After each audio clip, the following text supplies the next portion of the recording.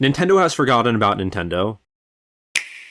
So obviously that's a little dramatic. I know people have been saying Nintendo's forgotten about a bunch of different things, and really what we've been seeing recently is Nintendo has been focusing a lot more on third-party developers rather than their own games. So we got the partner showcase in early February when we all thought it was going to be a general direct. Now we're getting the Indie World Showcase, or by the time you're seeing this video, the Indie World Showcase already happened. I'm recording this the night before. And usually the Indie Worlds are fine. Like, it's a short showcase just to show off some smaller games, as the name would imply. Like, no one's going to go into this expecting anything big, but Nintendo's been leaning heavily into third-party support, especially for the past few months, because they haven't really had many announcements. There was the Tomodachi Life Direct, and they had the Trios event, and besides that, they've pretty much exclusively been focusing on third-party games outside of their own marketing for the couple games that have came out this year. And I understand why Nintendo is doing that, because they're trying to have more appeal. They're basically saying, this console can do almost anything a PS5 or Xbox can do, and you can play these games on the go, so play it on here. And it is a good marketing decision, because the Switch 2 is a powerful system for what it is. Like, it's not the PS5, it's not the Xbox Series X, but it can compete with those if developers really work on it. Like Resident Evil 9, I haven't played it on Switch 2 yet, but from everything I've seen, everything I've heard about it, it's not on par with the PS5 version, but it's pretty close. It's not as consistently 60 FPS. The visuals aren't as good, but it's still very impressive for what it's doing. Same with something like Final Fantasy VII, the remake,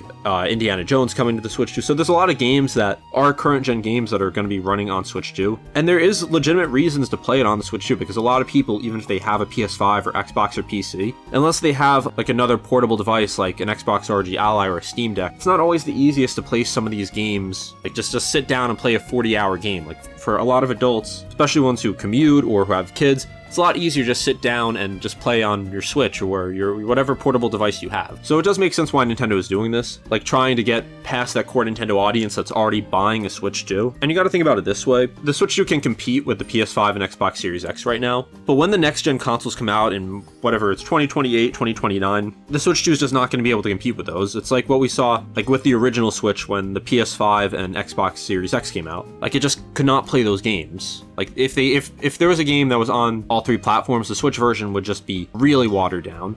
But if you look at any sports game that came to the Switch, like in the past couple years, it just does not compete with PS5 and Xbox versions. And even a lot of other games that have come to the Switch, like in the past couple years, or even the past 5 years at this point, the Switch is less powerful than a PS4, so it just can't compete with the PS5. The Switch 2 is less powerful than the PS5, but it's not so far underpowered where it just is not going to run most of the same games. So once that comes around, whenever the new consoles come out, the Switch 2 is not going to get the same third-party support, or at least if it does, it's just going to be watered-down versions compared to the next-gen versions, because it is always going to take some time to move on to the next generation, and with how long it's taken this generation to move on, I think that gives Nintendo more time. But the Switch 2 is just going to be less impressive then. Like, when you compare the Switch 2 graphics to PS6 graphics, it's going to be very different. So if I had to guess, it's like Nintendo's really trying to capitalize on it now for like the next 2 years or so. Like, get all these people to get a Switch 2, so even when the next consoles come out, those people already have a Switch 2. And I could be wrong in that, but I feel like that would be a good strategy if I was Nintendo. Because Nintendo is also just kind of in a weird spot now, like ever since the Switch came out, where it came out in the middle of that generation, where they're not releasing consoles like at the same time, which they always did in the past for the most part. Like, if we go back to the Nintendo 64 and PlayStation, they came out within a year of each other or so. Same with the GameCube, PS2, and Xbox. Same with the 360, PS3, and 360. And then same for the Wii. The Wii U came out earlier than the Xbox One, PS4, but it was within a year or so. So it's not like it was that far off. But the Switch coming out 3 years after the PS4 and Xbox One, or 4 years after, I mean, they're now in that cycle where they're in like the middle of the generation, so they don't get that full generation. And unless they have just another colossal flop where they just need to make a new console sooner, I don't know what they're going to do. The only thing I can think of is if they make like an upgraded version, not if they have like an OLED that just has like a better screen, but like a fully like more powerful console. Like the OLED is not more powerful. Maybe if they did something like a Switch Pro or Switch 2 Pro, like with the PS5 Pro, so then it could compete with next gen. Like if let's say the Switch 2 Pro comes out in like 3 or 4 years and it's like between a PS5 and PS6, but then at that point it's just a new console. Like it's not like that's a generational leap at that point. It's not like it's just a slightly more powerful Switch 2. So if they were going to do that, it would probably be, I guess, closer to the level of the PS5 at that point. But let's go back to the main topic that Nintendo has forgotten about Nintendo. Nintendo. We really have not seen much from them, like from Nintendo directly for Nintendo games, and it probably just is because they want to focus on the third-party support the Switch 2 is getting, because the Switch 2 has been getting good third-party support, both from indie developers and from even a lot of AAA developers. And obviously most people who have a Switch 2 at this point are Nintendo fans. Like that, they're going to be outliers who bought the Switch 2 who don't care about Nintendo games. But if Nintendo had the partner showcase and then had a general direct right after, people aren't going to really pay attention to any of those. They're not going to pay attention to the third-party games. So Nintendo's probably just trying to get this out of the way for now, and then at some point in the next couple months have a general direct where they focus on first-party games. That's what I'm guessing that they're doing, because Nintendo knows that they don't have much that we know about from like their own developers coming up. And so I guess at this point it seems Nintendo has forgotten about Mario, about Zelda, about pretty much everything. Even though they really haven't forgotten about them, it's more that they're just either not doing anything with these games right now, or they're just not talking about it. We do know Nintendo does forget about things. Like there's so many series that have even sold pretty well that just have not come back. So I can understand why a lot of people are saying that Nintendo has just forgotten about directs or whatever, and it's a calculated decision. Nintendo, they do some stupid things, like they've done some really head-scratching things that make no logical sense. This is not one of those things. I don't know if it's the right decision, but I know they have a reasoning for it, for going 6 months without a general direct. That's probably their logic, or at least part of it, what I've went over in this video. But I also don't think that it's a perfect strategy either, because like I've said in other videos, there are a lot of Nintendo fans that are just not buying a Switch 2 right now because they don't think it's worth it. There's some friends of mine who are big Mario fans, big Zelda fans, and they don't see a reason to buy this console when there's not too much from Nintendo themselves on it yet, especially when you're paying a premium for it. Like, it's not like the $300 for the original Switch. Like, you're paying at minimum $450 for this. And I know inflation and everything, but it's still more money. It's simply more money, and the games are more expensive. So you really have to convince people to buy this system, and a lot of people just don't want to do that until there's more games out. I've said this before, and I stand by it.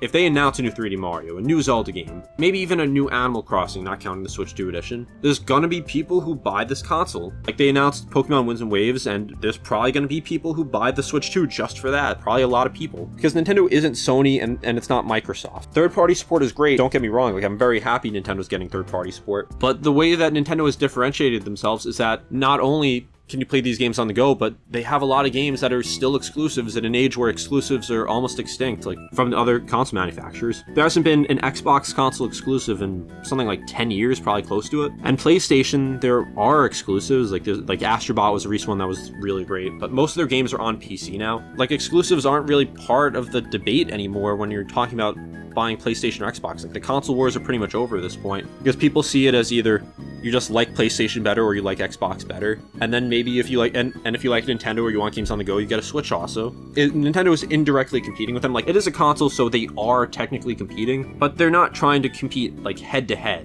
Like, if you have a good PC and you have Switch 2, you can play almost every game that comes out now.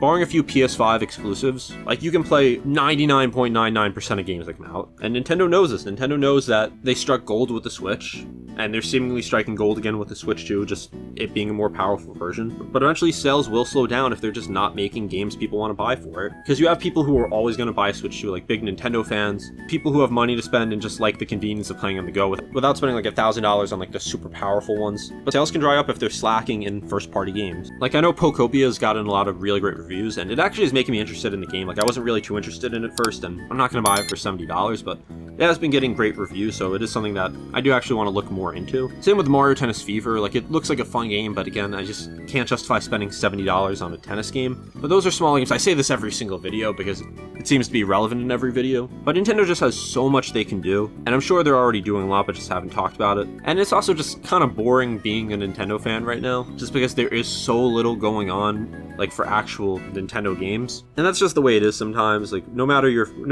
if you're a fan of Nintendo, of PlayStation, of Xbox, like, you can't expect just like constant things to be hyped for. Like, there's always gonna be times where there's not really much going on. Like, right now, I'm looking forward to the Mario Galaxy movie, even though that's obviously not a game. But there really hasn't been too much to talk about recently, like at least for the past few months, outside of like a few key events, and those events not really having anything that new. So I just hope that after this Indie World, at some point soon, we get an actual general direct. We get to learn more about what Nintendo has in store for the year. And hopefully Nintendo shows that they have not forgotten about Nintendo. So if you enjoyed this video, and click the bell icon so you get notified when I upload new videos, I'll just be covering all topics Nintendo and whatever's going on with the Switch 2, as well as some other gaming topics. Thank you for watching.